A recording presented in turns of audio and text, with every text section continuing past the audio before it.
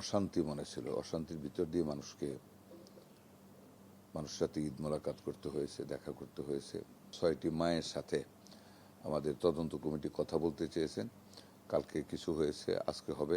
আলহামদুলিল্লাহ, ঈদ তো আল্লাহ প্রদত্ত একটা দিন, পবিত্র দিন। Eidul Azha, sacrifice, day of sacrifice ভালোই কেটেছে।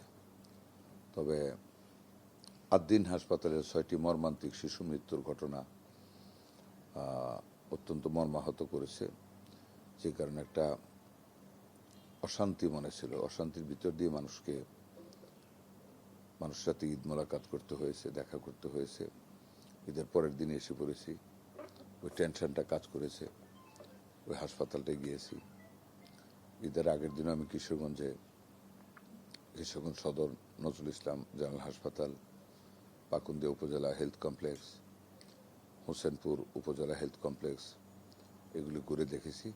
ব্যস্ত ছিলাম, ঈদের আনন্দ হয়েছে, ব্যস্ত ছিলাম, বেদনাও হয়েছিল, তিনটে মিলাই ছিল। না, আমরা প্রতিবেদন পাইনি, প্রতিবেদন প্রস্তুত, তবে ইনকমপ্লিট, কারণ আমরা 6টি মায়ের সাথে আমাদের তদন্ত কমিটি কথা বলতে চেয়েছেন। কালকে কিছু হয়েছে, আজকে হবে, আগামীকাল হবে। কারণ মাগুলি এক একজন এক এক কালে, কেউ চাঁদপুরে, কেউ কামরাঙ্গীরচর, কেউ আমরায়, কি বলে এইদিকে ওল্ড টাউনে উত্তরার দিকে। যেগুলি খুঁজে আমরা অ্যাড্রেস নিয়েছি। আমাদের তদন্ত টিম ওনাদের সাথে আলাপ করবেন।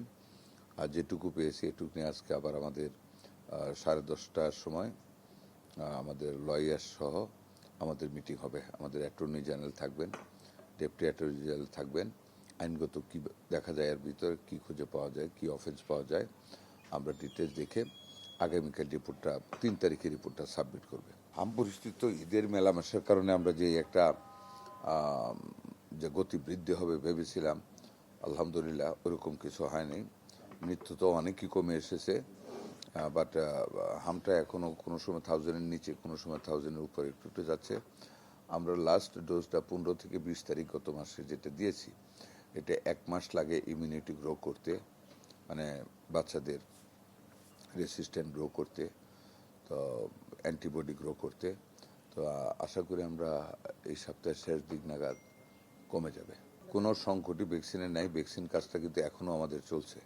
20 তারিখে আমাদের ক্যাম্পেইনিং শেষ হয়েছে, but from the very 21st we have continued it, যে চলবে, খুঁজে খুঁজে বাচ্চাদের দেওয়া হচ্ছে। কারণ অ্যাকচুয়ালি তো একটা large section of people unvaccinated ছিল, বাচ্চারা।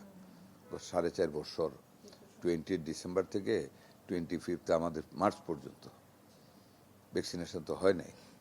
একদিকে তো পুষ্টিহীনতার অভাব আমাদের দেশে আছে, মায়েদের পুষ্টিহীনতা, বাচ্চাদের পুষ্টিহীনতা। আপনারা যদি নিজের চোয়াটগুলিতে যান তাহলে দেখবেন কীরকম ইল হেলথ মায়েদের এবং কি ইল হেলথ বাচ্চাদের। ব্রেস্ট ফিডিং হয় না, আপনারা তো এগুলি প্রচার করা উচিত, যে যেখানে থাকেন। ব্রেস্ট ফিডিং না হয় যে কত বড় ক্ষতিকর বাচ্চাদের জন্য, এটা ডাক্তার সাহেবরা তো বলেন। সিজার বাচ্চা, অনেক একটা বিশাল পোর্শন সিজার হয়, অ্যারাউন্ড 40% সিজার করে, দালালরা নিয়ে ধরে। সিজার বাচ্চাদের মায়ের শাল দুধ দেওয়া হয় না। শাল দুধ is the best protein, stock of protein donated by Allah, সেটাও পায় না। ডেঙ্গু অলরেডি অ্যাটাক করতেছে, কয়েকটা রোগী ভর্তি হয়েছে। আল্লাহর মধ্যে আমাদের হাতে স্যালাইনের প্রচুর স্টক আছে, আমরা আরও স্যালাইন নিচ্ছি। এবং আজকে ডেঙ্গু নিয়ে আমাদের ফার্মেসি অ্যাসোসিয়েশনের সাথে মিটিং আছে। প্রত্যেক উপজেলায় আমরা একজন করে ডাক্তার পাঠাচ্ছি, প্রোটোকল ট্রিটমেন্ট, ফার্স্ট এইড যেটা শুরু করা, যাতে করে ড্যামেজ না হয়, ওটা দেওয়ার জন্য আমরা কালকে থেকে কাজে নেমে যাচ্ছি। আমাদের সিটি কর্পোরেশনের সাথে মিটিং হয়েছে, ওরাই তো মেন স্থানীয় আমাদের সাথে, তারা পরিচ্ছন্নতা অভিযান আবার শুরু করবে। প্রত্যেক শনিবারে তো হচ্ছে, এটাকে আরও জোরদার করবো কালকে থেকে।